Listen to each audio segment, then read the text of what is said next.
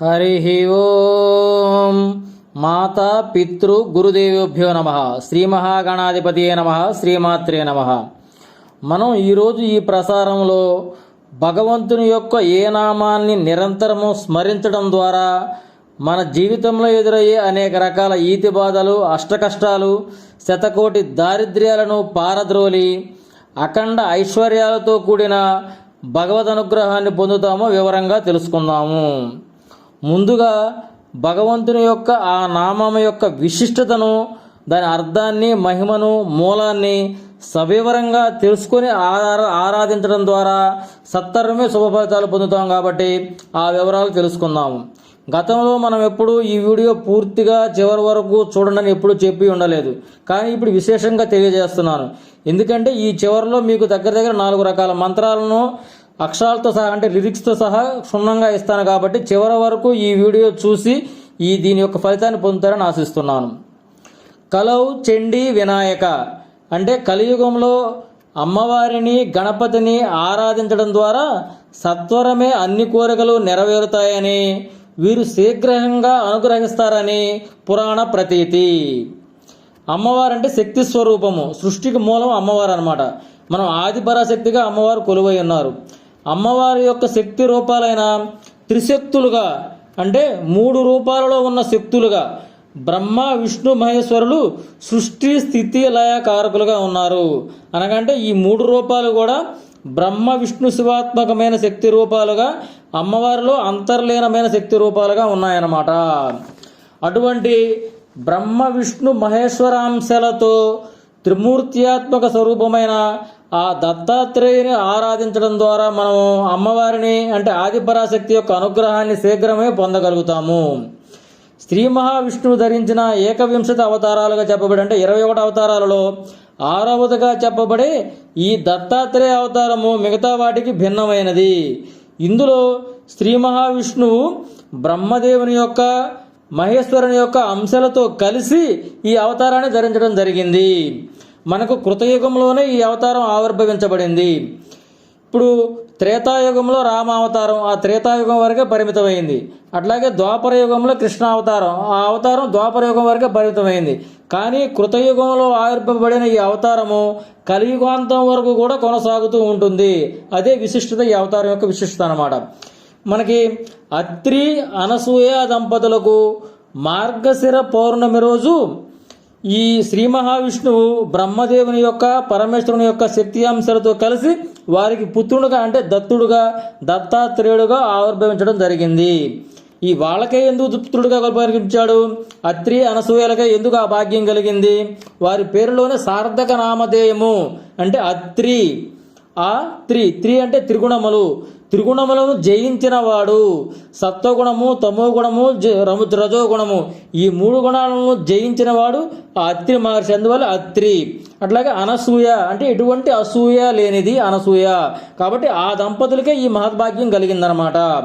ఇప్పుడు లోక కళ్యాణార్థమే ఈ అవతారాన్ని సంకల్పింపబడినప్పుడు నారద మహర్షి త్రిమూర్తుల యొక్క పత్నులైన సరస్వతీదేవి, లక్ష్మీదేవి, పార్వతీదేవుల చెంతకు వెళ్ళి వాళ్ళందరికీ ఈర్ష్య కలిగే విధంగా అనసూయ మాత యొక్క పాతివ్రత్య మహాత్యాన్ని కొనయాడుచుండగా వారు దీనికి విసిగిరి వేరారని వారి యొక్క పత్నులు, అంటే భర్తలను, అంటే త్రిమూర్తులను, బ్రహ్మ, విష్ణు, మహేశ్వరులను ఆమె యొక్క పాతివ్రత్య మహత్యాన్ని పరీక్షించవలసిందిగా ఆదేశిస్తారనమాట.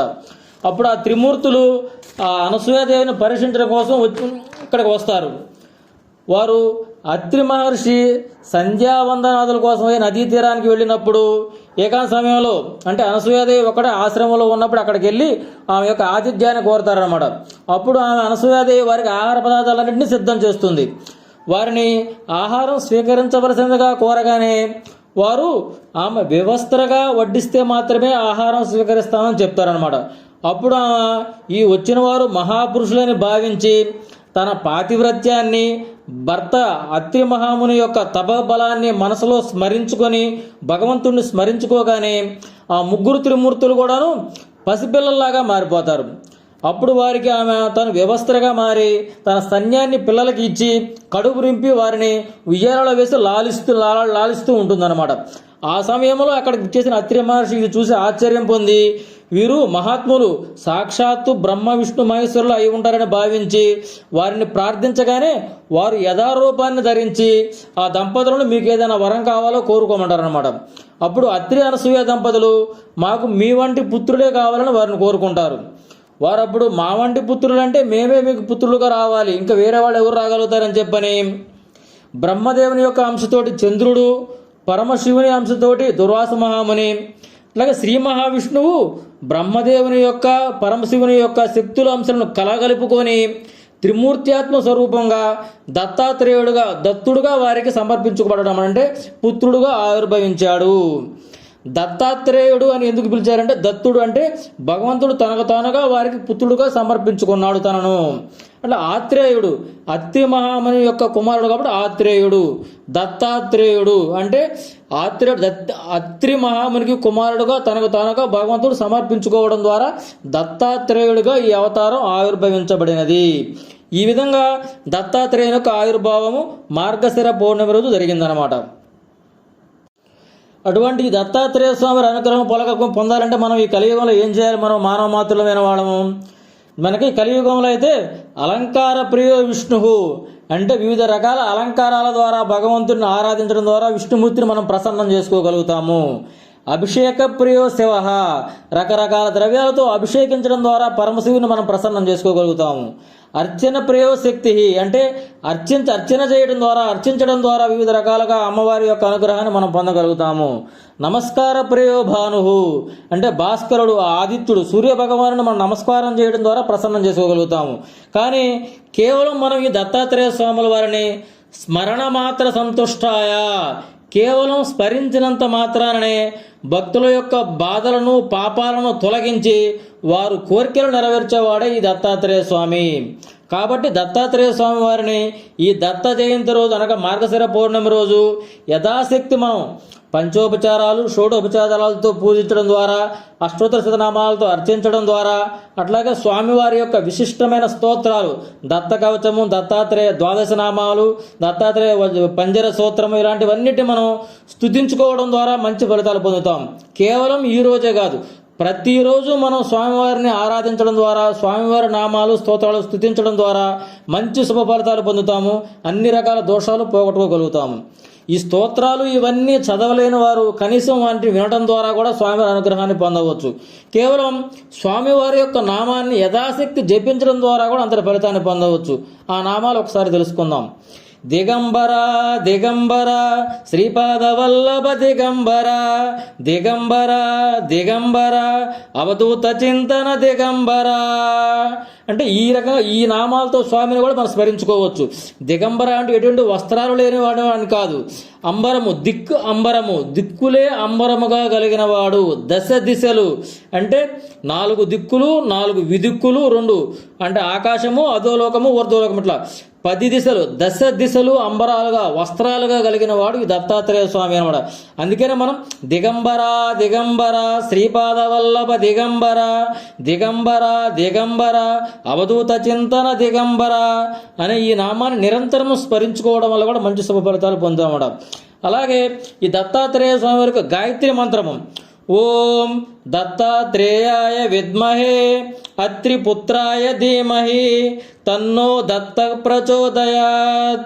ఓం దత్తాత్రేయాయ విద్మహే అత్రిపుత్రాయ ధీమహి తన్నో దత్త ప్రచోదయాత్. ఈ గాయత్రి మంత్రాన్ని కూడా యథాశక్తి చదువుకోవడం ద్వారా స్మరించుకోవడం ద్వారా నిరంతరం జపించడం ద్వారా మంచి శుభ ఫలితాలు పొందుతాం. అట్లా ఇంకాగే మనం ఈ స్వామివారి నామాన్ని శ్రీ దత్త శరణం మమ, శ్రీ అంటే అది 3 బీజాక్షరాల కలయిక అన్నమాట. మనం అందరం శ్రీ అని విశేషంగా కొలుస్తాం, విశేషంగా ఆ పేరు ముందు ఉంచుతాం. అట్లాగే స్వామివారి నామం ముందు శ్రీ దత్త శరణ మమ అంటే స్వామివారికి మనం శరణం వేడుకుంటున్నాం. స్వామి నేను శరణం అంటున్నావు, మీకే మాకు దిక్కు అన్నట్టుగా. కాబట్టి శ్రీదత్త శరణం మమ శ్రీదత్త శరణం మమ ఈ నామాన్ని యథాశక్తి స్మరించుకోవడం ద్వారా కూడా ఎంతో సులభమైన నామం అనమాట. దీని ద్వారా కూడా మంచి శుభ ఫలితాలు మనం పొందగలుగుతాం అన్నమాట. ఇంకా సులభంగా దత్తం దత్తం పునర్దత్తం యోవదేత్ భక్తి సంయుతః తస్య పాపాని సర్వాణి క్షయం యాంతి న సంశయః అంటే దత్తం దత్తం పునర్దత్తం అంటే మళ్ళీ దత్త దత్త దత్త మళ్ళీ దత్త దత్త దత్త దత్త దత్త దత్త నిరంతరము స్మరించడం ద్వారా కూడాను మనకున్నటువంటి అన్ని రకాల పాపాలు కూడా క్షయమైపోతాయి, నశించిపోతాయి అని కూడా ఎటువంటి సంశయము లేదు. కాబట్టి ఏ మంత్రాలు స్తోత్రాలు ఎక్కువ చదవలేని వాళ్ళు కూడా కనీసం దత్త దత్త దత్త దత్త అని నిరంతరము స్మరించడం ద్వారా కూడాను స్వామివారి యొక్క అనుగ్రహాన్ని పొందుతాము. ఈ నామాన్ని మనం ఈ కలియుగంలో మనం స్మరించుకోవడం ద్వారా అనేక రకాల సమస్యలు జీవితంలో ఎదురయ్యాయి. విద్యలో వచ్చే ఆటంకాలు, ఉద్యోగంలో వచ్చే ఆటంకాలు, వివాహము, సంతానము, అలాగే నూతన గృహప్రాప్తి కావాలనుకునే వాళ్ళు, అట్లాగే కోర్టు సమస్యలు ఇత్యాది అన్ని రకాల ఈది బాధలను పోగొట్టుకొని అష్టైశ్వర్యాలు పొందగలుగుతాము. కాబట్టి అందరూ ఈ దత్తాత్రేయుని యొక్క ఈ నామాలు విశేషంగా ప్రతిరోజు ప్రత్యేకించి ఈ దత్త జయంతి రోజు స్మరిస్తూ స్వామివారి యొక్క అనుగ్రహాన్ని పొందగలుగుతారని ఆశిస్తూ మీ ఆర్ వేణుగోపాల్. ఓం సహనావవతు సహనౌ భునక్తు సహ వీర్యం కరవావహై తేజస్వినావదేతమస్తు మా విద్విషావహై. ఓం శాంతి శాంతి శాంతి.